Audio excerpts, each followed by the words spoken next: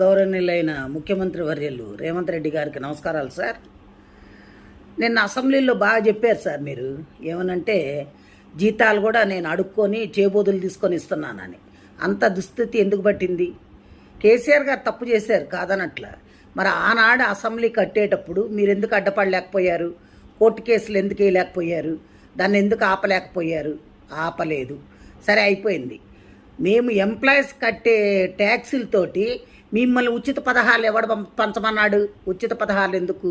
ఉచిత పథకాలు ఇచ్చి మా జీవితాలు నాశనం చేయమని చెప్పినోడు ఎవడు లేడు కదా. ఎవరు చెప్పారు మీకు? ఉద్యోగస్తులకు బడ్జెట్ ఉంటుంది కదా. మా జీతాలు మాకున్నప్పుడు మాది మీరు ఇంకా అడుక్కునేది ఎందుకు? వేరే దానికి ఎందుకు ఉపయోగిస్తున్నారు? ఫ్రీ బస్సు ఎవరు పెట్టమన్నారు?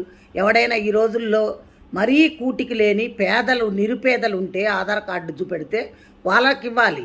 అంతేగాని ఒక కూలోడు బయటకు వస్తే 800 రూపాయలు, 1000 రూపాయలు మగవాళ్ళకి, ఆడవాళ్ళకి 800.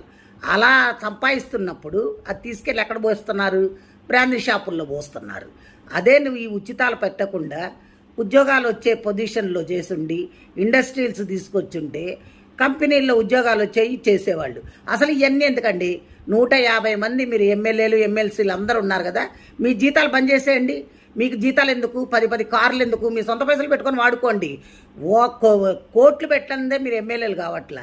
అలాంటప్పుడు మీకు అన్ని వసతులు కావాలి, 1వ తారీఖు జీతాలు కావాలి, మీరు ఫండ్స్ కావాలి, మెడికల్ బిల్స్ కావాలి, అన్నీ కావాలి. ప్లెయిన్లో ఊరికనే తిరగాలి, ఇవన్నీ కావాలి. ఇవన్నీ ఎక్కడి నుంచి వచ్చినాయండి?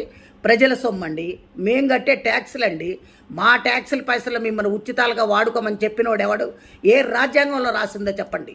మీరు ఇవన్నీ కానీ చేస్తే ఇప్పుడు మేము రిటైర్డ్ అయిన వాళ్ళకి కనీసం పైసలు కూడా ఇచ్చే స్థితిలో లేరు మీరు. అంటే అప్పులు చేశాడు కేసీఆర్. అప్పులు చేసిపోయిన ముఖ్యమంత్రి ఒక ఆయన ఆస్తులు, నీకు దమ్ముంటే ఆయన ఆస్తుల్ని ఏలమేయండి.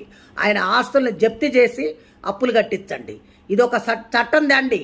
స్టేట్ కానీ సెంట్రల్ కానీ మీ ఇష్టం వచ్చినట్టు వాడుకొని మాకు ఉచితాలు ఇస్తున్నాం, మీకు ఉచితాలు ఇస్తున్నాం అని చెప్తున్నారు. ఉచితాలు ఎవరికి ఇస్తున్నారు? ఉచితాల పేర్లతోటి మీ కార్యకర్తలకి దోసి పెట్టుకుంటున్నారు. అంతేగాని మీరు ఎవరికి ఏం చెయ్యట్లా, న్యాయం జరగట్లే అక్కడ.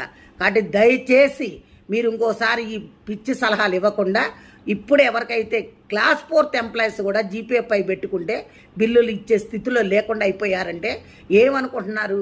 ముందు అర్జెంటుగా మా బిల్లులు మాకు పాస్ చేయండి. రిటైర్డ్ అయిన వాళ్ళకి మర్యాదపూర్వకంగా డబ్బులు ఇచ్చి పంపించండి. అది పద్ధతి. అందరు తిరగబడితే మటుకు ఊరుకునేది లేదు సార్. ఇది మంచిగా ఉండదు కూడా నేను చెప్తున్నా.